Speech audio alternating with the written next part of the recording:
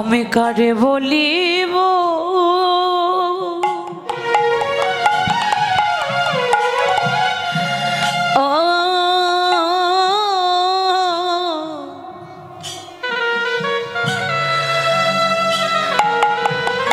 আরে কেবা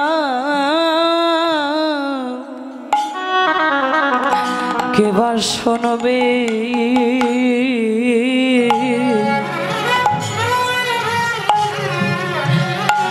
সখিরে আমি সোনার মতো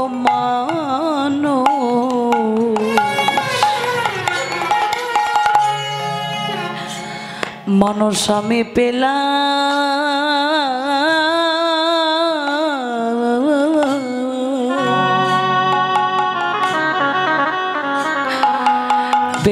না রে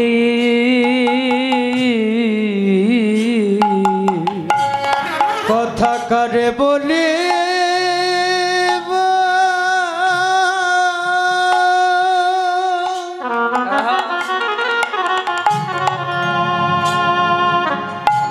কারে বলিব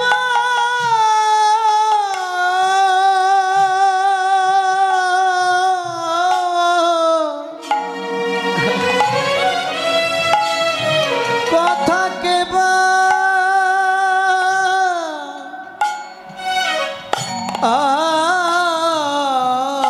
বুঝবে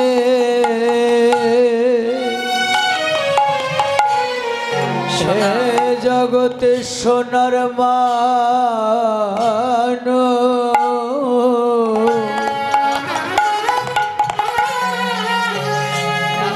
সখী পেলা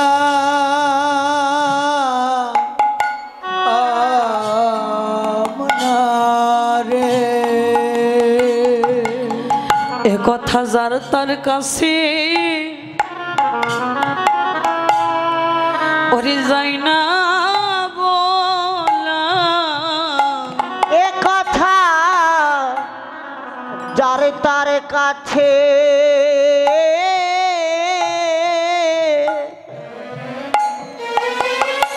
বলা যায় না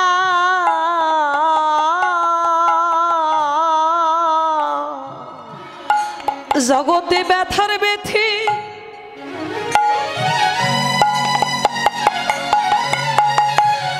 ওরে ব্যথার ব্যথি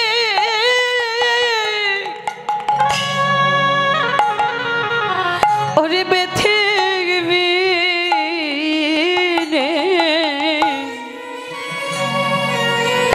এ কথা যার তার কাছে ওরে যায় না বলা ওরে ব্যথা ব্যথে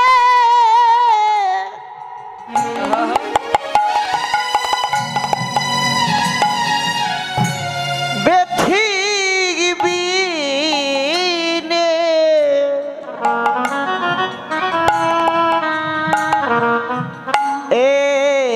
কথা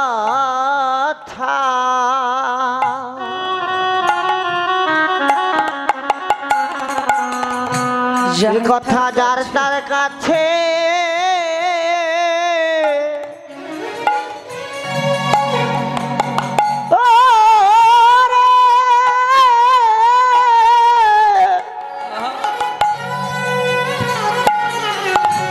বলা তো যায় না জগতে ব্যথার ব্যথি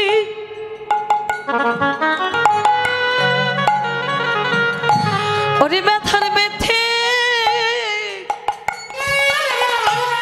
ওরে ব্যথি বিনে কথা সবার শোনে যায় না বলা ওরে ব্যথার ব্যথে পৃথিবীরে যার তার যায় না বলা ব্যথার পৃথিবীরে এটাই করে হরি হরিব ব্যথার পৃথিবীরে যায় না বলা ব্যথার পৃথিবীরে কাছে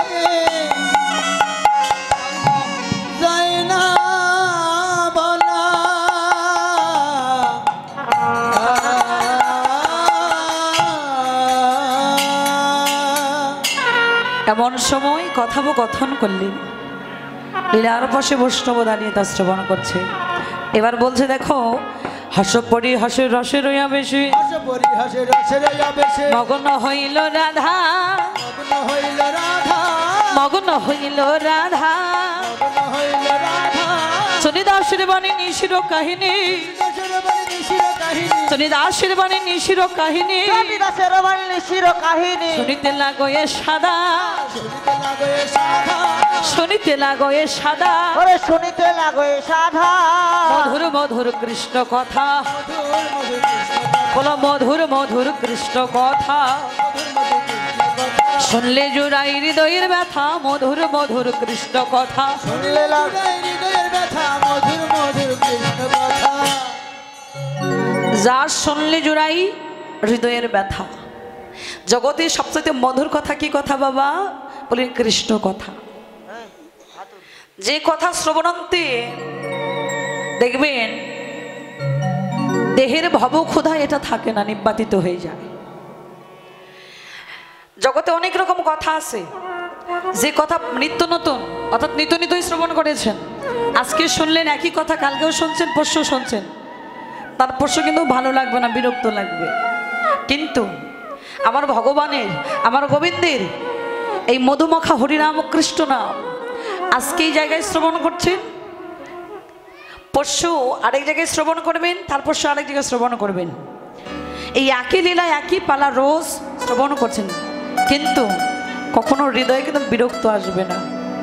বিরক্ত আসে বাবা, বরং অন্তর আরো পিপাসা জাগে যে কোথায় গেলি আমার গোবিন্দের ওই মধুমাখা কৃষ্ণ নামটা শ্রবণ করতে পারবো, কোথায় গেলি একটু সাধুগুরু বৈষ্ণব ভক্তের সঙ্গ করতে পারবো, তাদের চরণ ধরে একটু অঙ্গে মাখতে পারবো।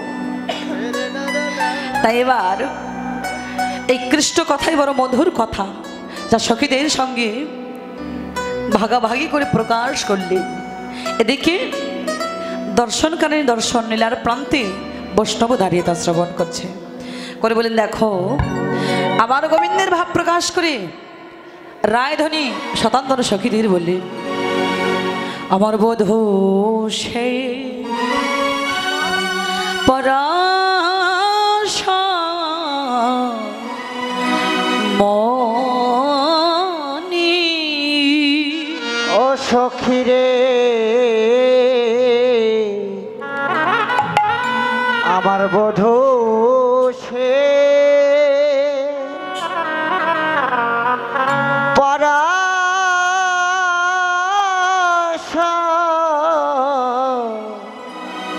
মনি।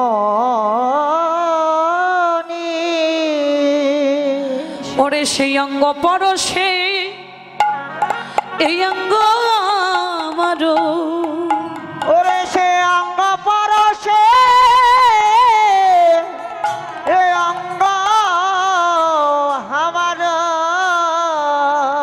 সোনার বরণ খানি রে, সোনার বরণ খানি। ওরে সেই অঙ্গ পরশে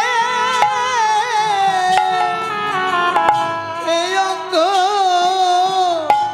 আমার সোনার বরণ খানি রে, সোনার বরণ খানি। আমি সেদিন হতে হয়েছি সোনা, আমি সেদিন হতে আমি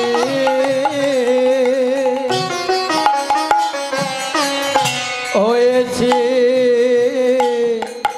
সোনা।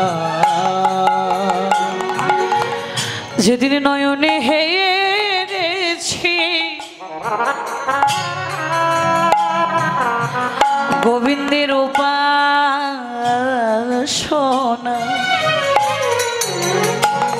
সখী আমি সেদিন হতে হয়েছি সোনা, যেদিন নয়নে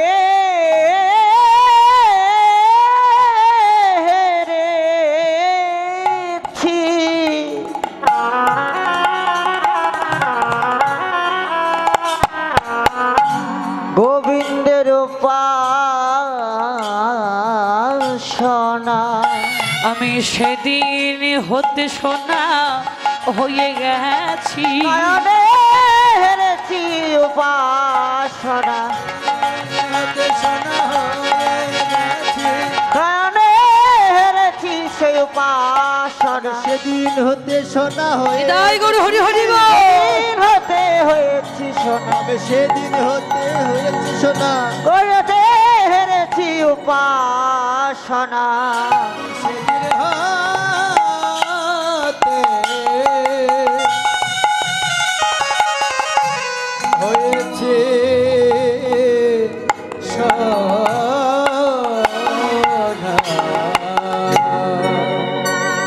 শুধু তাই নয়, আর কি করেছে জানিস? প্রভাতকালে হরি কথা কৃষ্ণ কথা শ্রবণ অন্তে কিছু দক্ষিণা দিতে হয়। যে যাহা পারেন ভক্তি সঙ্গে দক্ষিণা প্রদান করবেন। হরি বল। আমার সময় অনেক আগে শেষ হয়ে গেছে, তবু একটু ধরে গাইছি, কারণ দল আসতে নাকি লেট হয়ে গেছে। হরি বল। কত না আদারা করয়ে নগর, আর কত না যত তোর করায় না ঘর কতই ওঠে তার মনে, ওরে কতই তার মনে পালঙ্ক শয়নে না রাখে কখনো, ওরে পালঙ্ক শয়নে না রাখে কখনো আপন হৃদয় বিনে রে, আপন হৃদয় বিনে। আর পালঙ্কে শয়ন না রাখে কখনো আপন হৃদয় বিনে রে, আপন হৃদয় বিনে দুবাহু পশারে করতে আগরই, দুবাহু প্রসারী করতে আগরি বয়ান নিরুখে নিরক্ষয়ে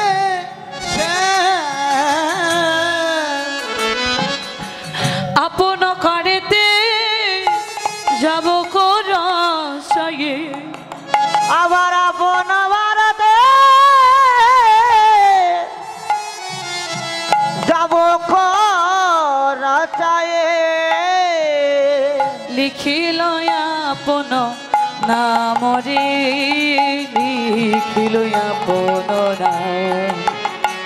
আর আপন ভারতে যাব রাচায়ে লিখায় আপন নাম রে, লিখায় আপন নাম কি করলেন?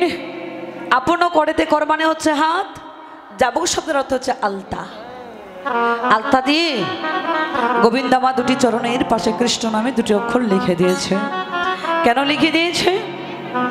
আমার চরণের দুটি পাশে কৃষ্ণ নামের অক্ষর লিখে দিল, আর গোবিন্দ কেঁদে কেঁদে বলেছে, রাধে যেদিন আমি থাকবো না সেই দিন তোমার কি হবে জানো?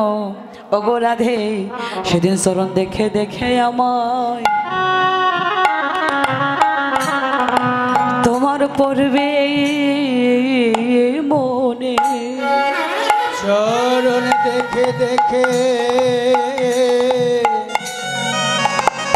তোমার পড়বে মনে। এই অভাগা কৃষ্ণে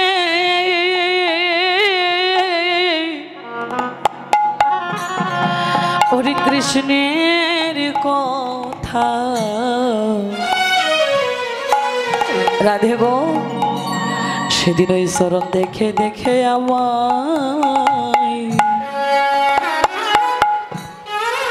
আমায় পড়বে মনে। ওই অভাগা কৃষ্ণে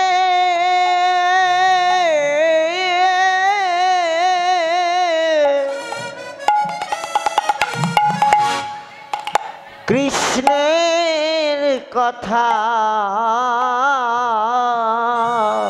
সেদিন নয়ন জলে বুক ভাসাবে অভাগা কৃষ্ণের কথা নয়ন জলে বুক ভাসাবে অভাগা কৃষ্ণের কথা জলে বুক ভাসাবে অভাগা কৃষ্ণের কথা জলে বুক ভাসাবে এই যে চরণ দেখে আমার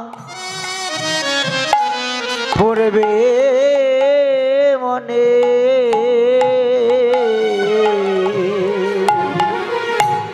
শিশুকাল হইতে বধুর সহিতে পরাণে পরাণে লেহা না জানি কি লাগি কহবি গণল ভিন্ন ভিন্ন করি দেহা ভিন্ন ভিন্ন করি দেহা যেদিন আমি মা কীর্তিকার ঘরে জন্ম অন্ধ হয়ে জন্ম নিয়েছিলাম আমার গোবিন্দ সেদিন আমাদের শয়ন মন্দিরে এসেছিল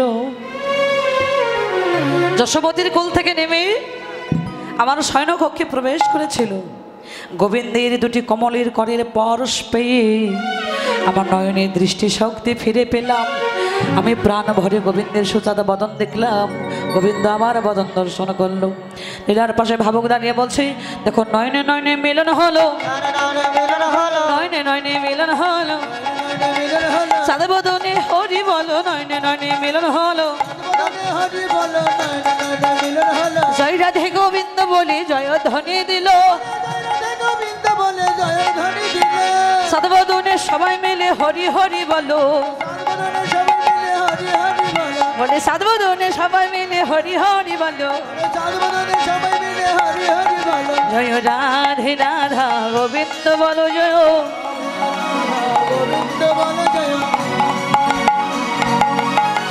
জয় জয় জয় রাধে জয় রাধে